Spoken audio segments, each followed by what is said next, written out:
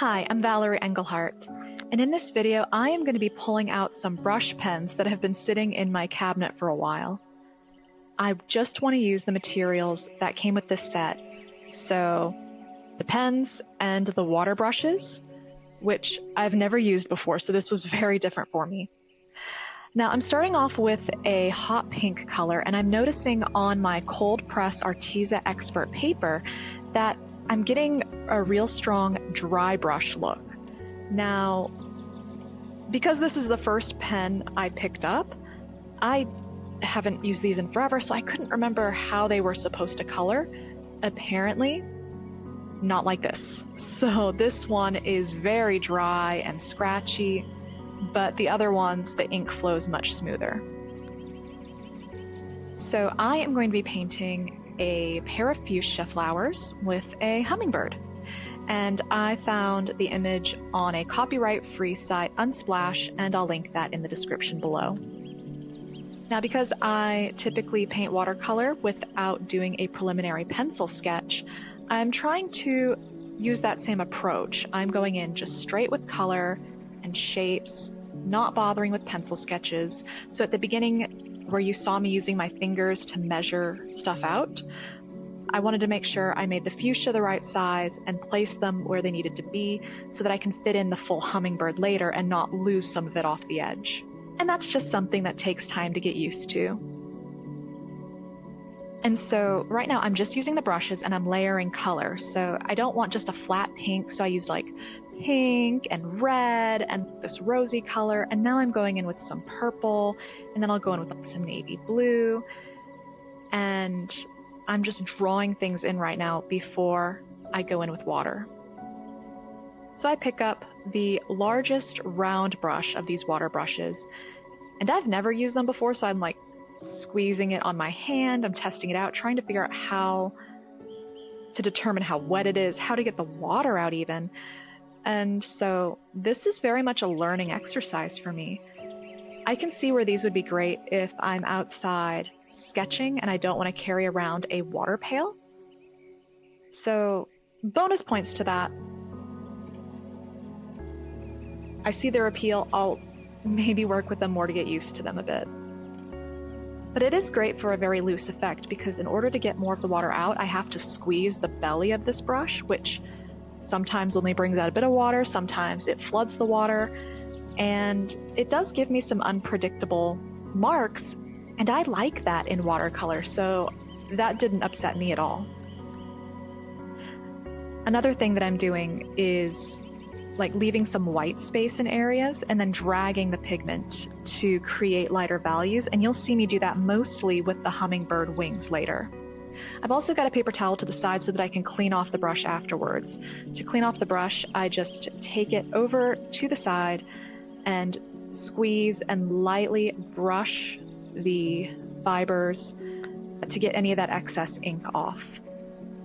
So even though I've got my water cup to the side that I use for painting, I don't want to use anything that didn't come in this Chromatech set. One of the nice things about those brush pens is that it does let me draw those more delicate lines. So like those little stems or something, pistils maybe, that come out of the fuchsia. I didn't have to worry about trying to paint a very thin line because I just used the brush pen, and that worked perfectly fine. So I used a lot of reds for the fuchsia. Time to move on to my greens for this hummingbird. And because I'm not sketching it out first, I am paying close attention to the size and placement of the head in relation to the fuchsia, because that's going to determine the size of my hummingbird. And hummingbirds are fairly small, so I don't want to have a giant hummingbird because I have the tendency to paint bigger.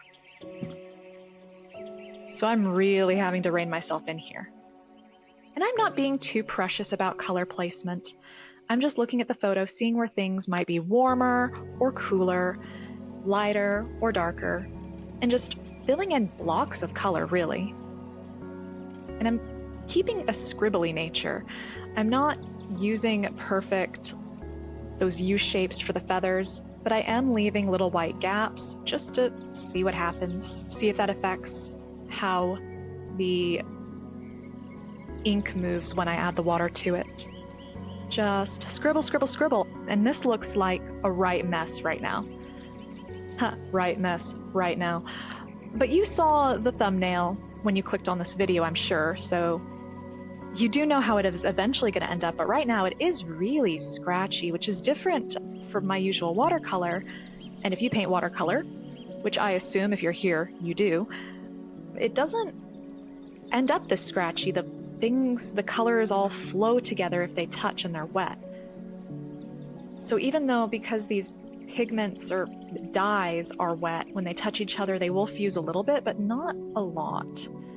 So I've gotten in the shape of my hummingbird, and I'm going in with that round water brush, and I'm just going to town. Now, I am being careful with where I'm placing it, and I'm also dragging that pigment up to the fuchsia and letting that pigment from the fuchsia bleed back into the beak.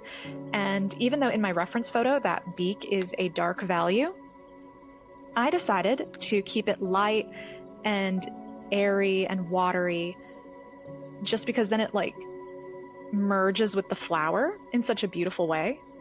And well, that's something that I can do as an artist. I made that decision. You can do whatever you want to do. Paint or draw your hummingbird in whatever way makes you happy. But as I am going through and adding water to this hummingbird, I'm not just like moving my pen all over the place. I am trying to merge the colors in a way that I won't get messy, muddy colors. So I'm not like bringing that light yellow-green into the purple and back. I am trying to keep colors where they need to be in their relative location. And now I am squeezing a lot of water out of my brush, and I am dragging that color to form the wings, because hummingbirds beat their wings like super crazy fast. And I want that feeling of motion and movement, because when a hummingbird is flapping its wings, it's a blur. And so I wanted to create a blur, but a very pretty, visible blur.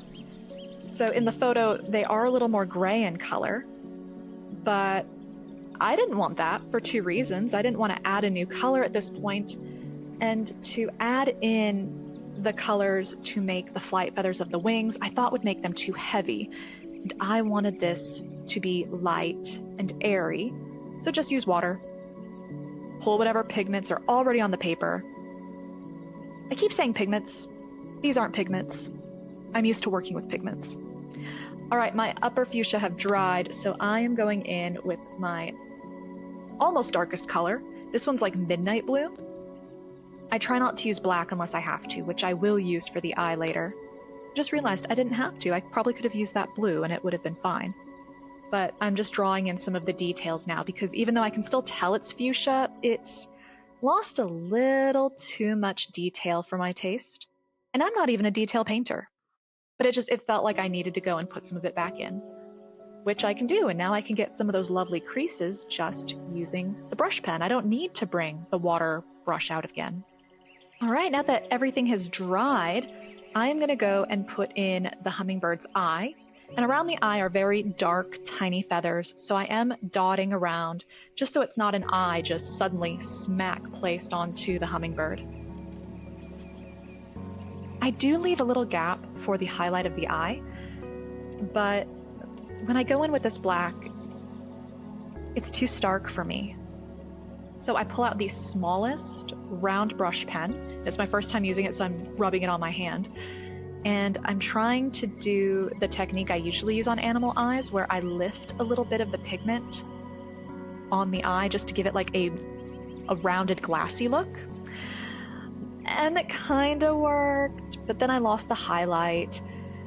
And so I just decided I'd leave that dry for now and I'd come back to it later. I've gone to my largest flat water brush and just squeezed some of the water around the fuchsias, and I'm reactivating that color and moving it around because I thought that it looked too cut out, too stark. I like washy backgrounds, and so I thought, well, let's make a washy background by pulling out what's already there. And since this is just a fun, playful afternoon study, I didn't feel afraid to experiment or ruin this piece. And I already had enough content on this to show you all anyway that if I had messed it up, I'd just been like, sorry guys. But I thought that this actually turned out really good, and that's why you're getting to see it now. All right, I know I said that I didn't want to use any other materials that weren't part of the set, but the loss of the shine of the eye was really bothering me, so I just had to go add that back in with some gouache. But here's the finished painting, and if you like this video, hit that like button to let me know to make more like it, and if there's anything you want to see me paint, any techniques or subjects, let me know in the comments below. I'm always looking for new things to paint. Anyway, thanks so much for watching. I'll see you next time. Bye!